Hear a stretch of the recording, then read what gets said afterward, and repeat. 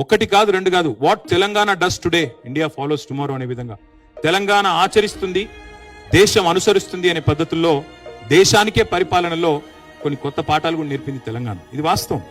రైతు బంధు అని మనం పెడితే 2015లో మోడీ గారు 2018లోనో 17లోనో పిఎం కిసాన్ సమ్మాన్ అని చెప్పి రైతు బంధును కాపీ కొట్టి వాళ్ళు పెట్టుకున్నారు. ఒక 12 రాష్ట్రాల్లో పెట్టుకున్నారు. కాలియా పేరిట ఒక రాష్ట్రంలో, కృషి బంధు పేరిట ఒక రాష్ట్రంలో రైతు బంధు పథకం దేశానికే ఆదర్శంగా మారింది.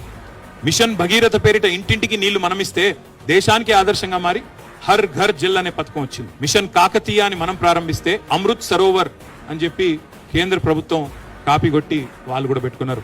Imitation is the best form of flattery అంటారు. కాబట్టి definitely what Telangana has done is contributed to the nation. We are less than 3% of India, కానీ we contribute to 5% of India's GDP. We contribute to nation building. జాతి నిర్మాణంలో ఒక కీలకమైన పాత్ర పోషించింది తెలంగాణ. నేను ఇప్పుడు చెప్పింది ఏదైనా తప్పు అని రుజువు ఎవరైనా చేయగలుగుతారా నేను సవాల్ చేస్తా ఉన్నాను ప్రెస్ క్లబ్ వేదిక.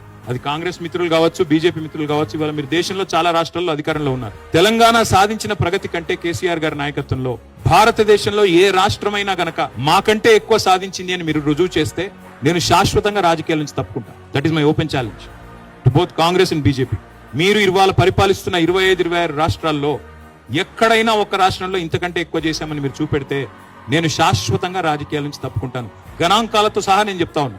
నేనేమి కాకి లెక్కలు చెప్పట్లేదు, కాగు లెక్కలు చెప్తా ఉన్నా.